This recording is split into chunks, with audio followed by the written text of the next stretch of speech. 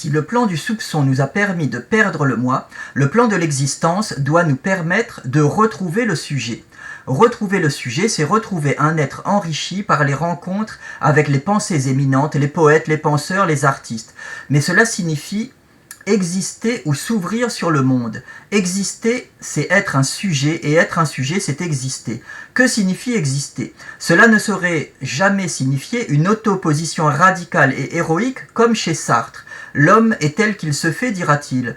Cela veut dire entrer dans la relation dialectique, voire l'épreuve du rapport à autrui, à ces propositions d'existence que je peux faire mienne. Un poème de Baudelaire est une proposition d'existence, un monde singulier qu'il nous offre. Un texte de Descartes est une proposition d'existence. Être un sujet, c'est être capable de proposer un monde aux autres à partir des mondes des autres.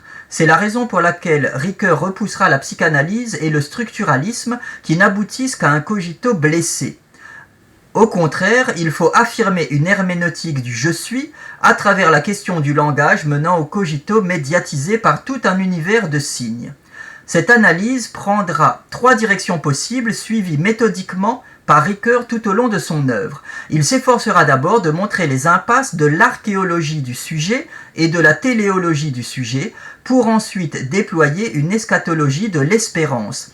Cette dernière prendra corps dans les rapports au passé, écrit par l'histoire, au présent, décrit par la littérature, et à l'avenir, annoncé par la religion. L'archéologie consiste à rechercher dans le passé de l'humanité les symboles, les événements qui ont structuré son essence et sa psychologie. Dans l'essai 4 de Totem et Tabou, Freud parle d'une horde primitive organisée autour d'un mâle dominant monopolisant toutes les femmes. Celui-ci est tué par les frères et devient le père oedipien de tous les hommes.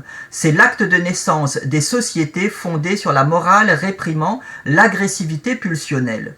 Pour Ricoeur, la démarche de Freud se heurte au fait de l'obscurité foncière des premiers instants. L'existence humaine doit considérer comme un donné le chaos primitif. Ne pas répondre positivement ou scientifiquement à la question d'où venons-nous n'est pas à proprement parler un problème. De la même façon, ne pouvoir élucider définitivement cette autre question où allons-nous n'est de la même façon pas un drame. Ce qu'il faut comprendre, c'est que l'existence humaine va se déployer dans cet entre-deux de l'avant chaotique et de l'après insondable.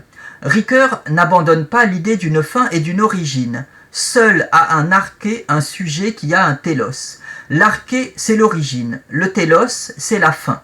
La question de l'origine est liée à celle de la finalité, comme chez Aristote. Le télos ou la fin du sujet est présent potentiellement dès le départ. La réalisation du sujet est inscrite dans sa puissance. Pour comprendre l'arché, l'origine, il faut comprendre le télos, la fin. C'est pourquoi dans le conflit des interprétations, Ricoeur oppose le père primitif et le père éternel. La figure du père primitif de la psychanalyse renvoie à une époque archaïque et à une antériorité chronologique. Le père éternel de la religion doit être compris comme un accomplissement, une prophétie et non un archaïsme. Le père éternel est surtout celui qui reprendra possession de la création, non le géniteur d'autrefois.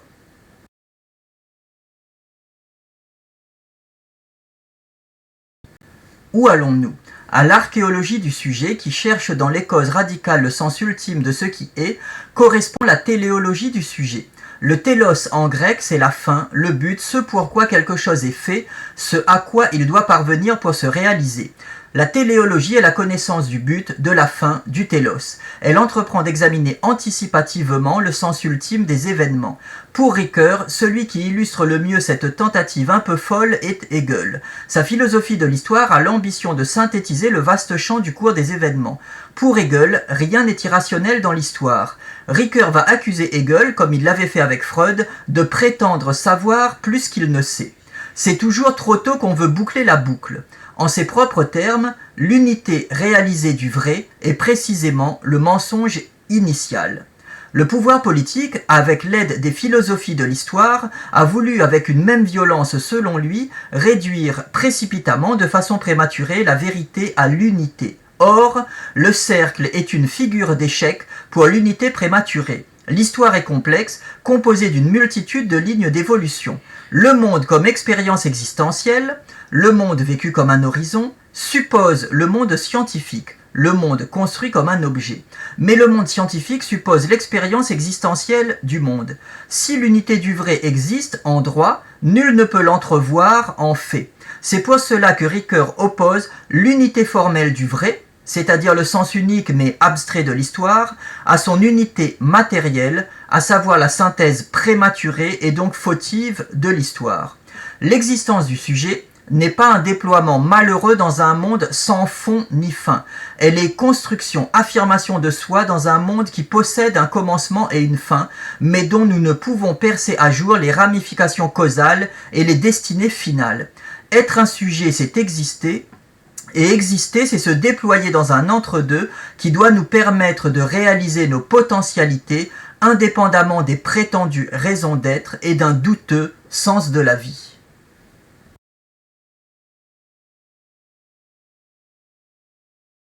L'eschatologie de l'espérance signifie un mode d'existence du sujet qui n'entend pas se prononcer dogmatiquement sur le mystère des origines, ni prématurément sur le sens de la fin des temps, mais qui recherche dans tout le réel les signes du royaume qui vient.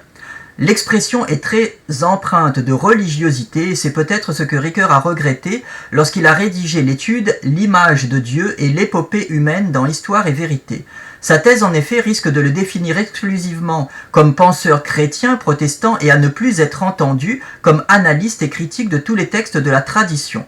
Pourtant ce texte révèle beaucoup de sa pensée profonde. Il s'y demande tout d'abord si l'image de Dieu est visible dans l'histoire. Il répond qu'elle est masquée par l'emprise du mal dans les trois champs de la politique, de l'économie et de la culture, c'est-à-dire du pouvoir, de l'avoir et du valoir. Mais elle peut être aperçue à travers les signes du royaume qui vient. La politique doit faire valoir le droit universellement, l'économie doit s'humaniser, la culture doit permettre le rapport entre les hommes. La création pour Ricoeur n'est pas achevée, mais orientée par un élan vers la rédemption. La sincérité de cette étude ne doit pas amener à voir en Ricoeur qu'un philosophe religieux, c'est-à-dire au fond qu'il ne chercherait qu'à tirer à lui, au profit de son protestantisme, la couverture herméneutique du sens des textes. L'eschatologie de l'espérance n'est pas une certitude, mais bien une attente qui se projette sur les textes et les événements, non pas pour les colorer, les vernir ou les travestir, comme le faisait Hegel selon Ricoeur, mais pour en accepter l'irréductible et incessante contradiction. Cette démarche ne se lancera donc pas à vide dans les cieux éthérés du passé enfoui et de l'avenir indécidable, mais s'ancrera dans la chair vive des textes et des récits. Retrouver le sujet, c'est le confronter à toutes les dimensions temporelles de la compréhension. Les trois moments du passé, du présent et de l'avenir se retrouveront à travers les trois entreprises de l'histoire de la littérature et de la religion. Le sujet est celui qui se définit par son rapport à l'imaginaire, au passé et à l'espérance.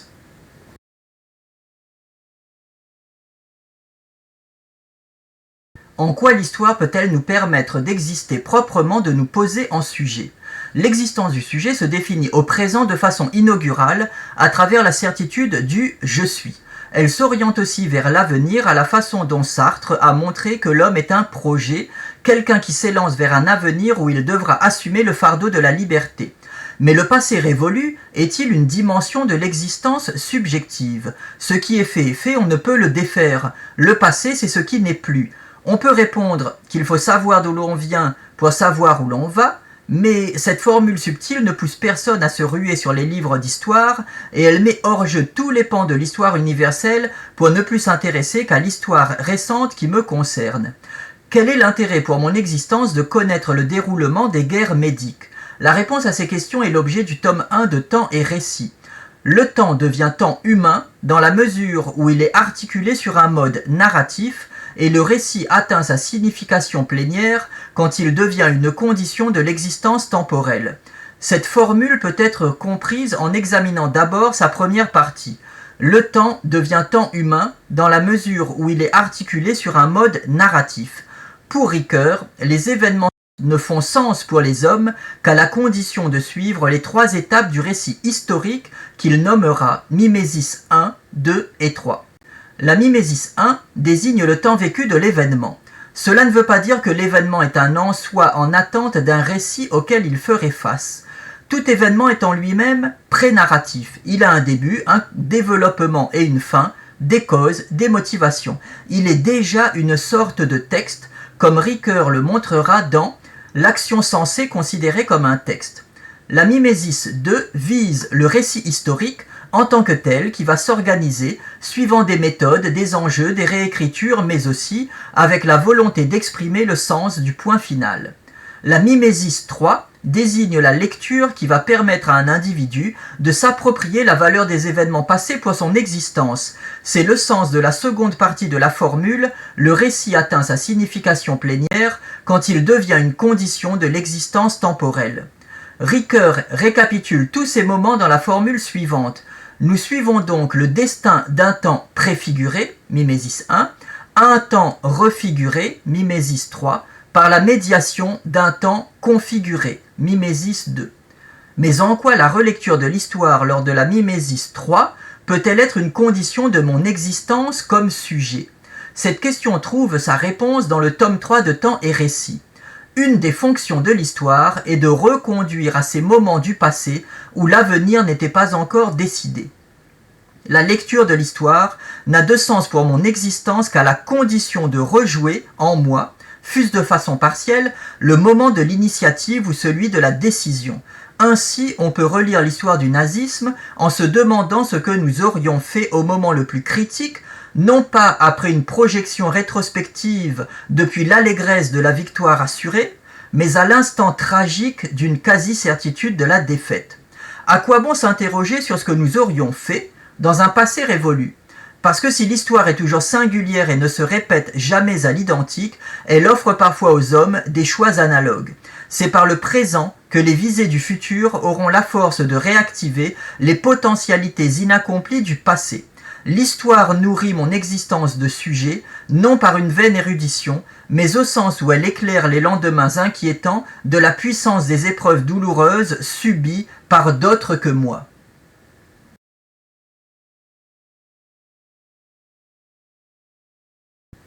En quoi le rapport à la religion, qui n'est pas un discours rationnel, peut-il nous permettre d'exister de façon authentique, de nous poser en sujet? Ricoeur va analyser ce qu'il appelle une liberté de l'espérance. Cette liberté va se fonder sur un rapport herméneutique aux textes religieux. En quoi la rencontre avec les textes religieux est-elle nécessaire pour fonder une existence subjective nourrie d'espérance? Le sujet authentique serait-il un sujet croyant?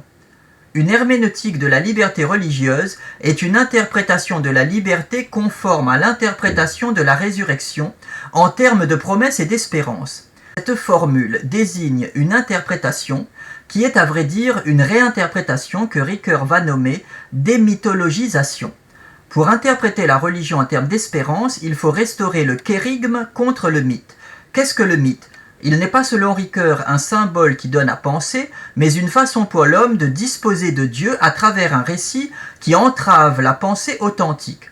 Qu'est-ce que le kérigme? Le kérigme est le surgissement originaire du sens, c'est le récit originel. Le kérigme n'est pas surchargé d'interprétations entassées, mais est la source d'interprétations nouvelles. Ricoeur est clair sur cette démarche. Elle cible la lecture catholique ou ecclésiastique, commence avec Paul et plus radicalement avec Luther. Que révèle donc le kérigme authentique et que le mythe dissimule?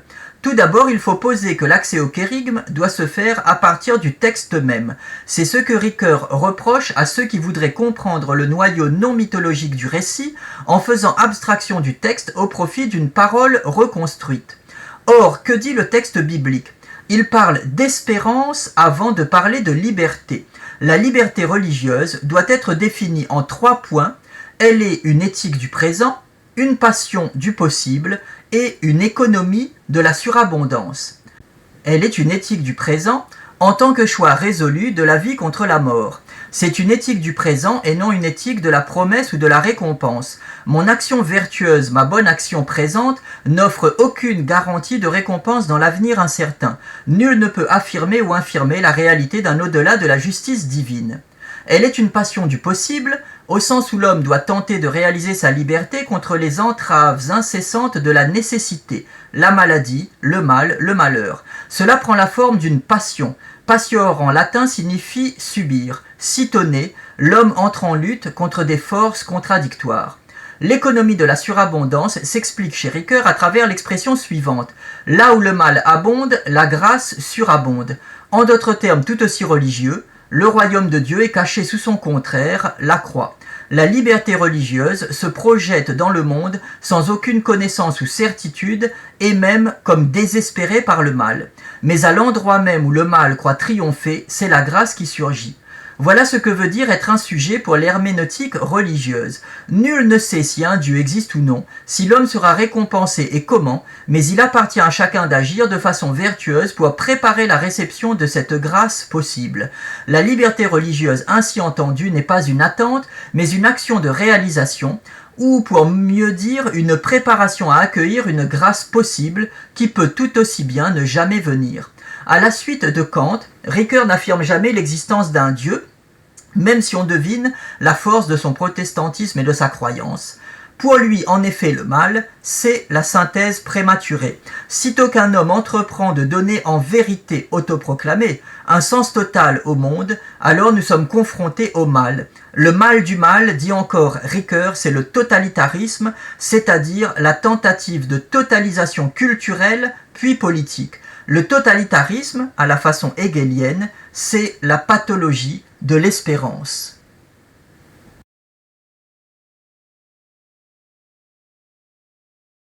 En quoi la littérature peut-elle enrichir le rapport existentiel du sujet avec son monde? En quoi la littérature fait-elle de nous des sujets? L'herméneutique, en s'emparant des grands textes classiques, vise à répondre à cette question. Une question annexe est de savoir si ce rapport au texte est nécessaire à l'existence. Pour le dire plus simplement, peut-on exister sans lire?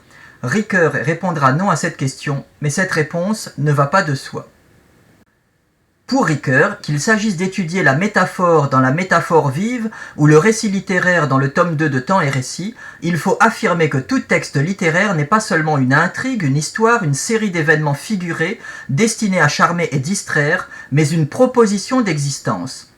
Un texte est la proposition d'un monde, d'un autre monde où chacun pourrait projeter ses potentialités les plus propres. Entrer dans un texte, c'est entrer dans un monde. Et une fois entré, on ne peut plus ensuite véritablement en sortir, car le lecteur passé par le monde du texte n'est plus le même en sortant qu'en entrant. C'est un moi qui entre dans le livre, c'est un sujet qui en sort. Comment montrer cela? Le texte de la métaphore vive est en ce sens éloquent. Le livre est une énigme. À quoi bon consacrer une étude aussi serrée à un simple jeu de déplacement de sens? Telle est la question que peut se poser le lecteur après avoir parcouru ces 200 pages. Le livre se divise en 3 parties, rhétorique, sémantique et herméneutique. Dans la partie rhétorique, Ricoeur montre que depuis Aristote, la métaphore se définit à partir du mot qui en est l'unité de base. Dans la partie sémantique, il montre que la métaphore joue un rôle privilégié d'image dans le discours. Mais ces démarches manquent l'essence de la métaphore. C'est l'herméneutique qui le restaurera. La question centrale de la métaphore est celle de la référence. Il ne faut pas en rester à la lettre ou à la matérialité de la métaphore, mais à ce qu'elle vise. Cela est visible dans la poésie. Avec le poème, le langage est orienté hors de lui-même en direction d'un monde qu'il ne peut atteindre que de façon métaphorique. Ricoeur veut montrer qu'exister, c'est entrer dans le texte pour en sortir nouvellement. Ce qui compte dans un texte, ce n'est pas tant sa matérialité, même si elle est irréductible, que sa transcendance. Par un texte, l'auteur dit quelque chose sur quelque chose. Les poèmes de Baudelaire ou de Lecomte de Lisle font entrer dans des mondes inédits et uniques. Être un sujet, c'est voyager entre des mondes. Le véritable multivers est un multivers littéraire. Dans Temps et Récit, Ricoeur analyse les lectures techniques de la matière textuelle pour en dégager ensuite une herméneutique de l'existence. Ainsi, il définit l'intrigue comme un dynamisme intégrateur qui transforme un divers d'incidents en une histoire une et complète. L'intrigue est une synthèse de l'hétérogène. Cette synthèse possède une fin qui doit fonder le sens pour le tout. L'intérêt existentiel des textes est de procéder à des jeux de temps, d'opposer dans le récit des temps en confrontation. Ricoeur prend 3 exemples littéraires. Dans Mrs. Dalloway, Virginia Woolf oppose le temps mortel et le temps monumental de Big Ben. Dans La Montagne magique, Thomas Mann oppose l'instantanéité du temps à la saisie de l'éternité. Dans À la recherche du temps perdu, Proust oppose le temps qui condamne les choses à la mort et le temps du récit qui les sauve pour l'éternité en les menant vers l'être extratemporel. Ainsi donc, exister, c'est passer d'un moi pauvre à un sujet authentique en se confrontant aux textes littéraires, religieux, historiques des autres sujets qui nous ont devancés dans leur prétention à l'existence. Il appartient au sujet de reprendre le flambeau existentiel pour le transmettre à son tour. Mais l'existence n'apparaît-elle pas comme une façon d'être coupé du monde? Le sujet n'est-il pas un sujet clos, enfermé dans une contemplation de soi, du monde et des autres, mais à distance comme loin de tout? Exister comme sujet, est-ce renoncer à agir? Ricoeur va tenter de montrer au contraire qu'il est absurde de distinguer l'existence engagée, presque au sens sartrien, de l'existence dégagée. Exister, c'est se représenter le monde, certes, mais c'est aussi s'y projeter en action, y agir, en suivant toujours la structure du passé, du présent et du futur.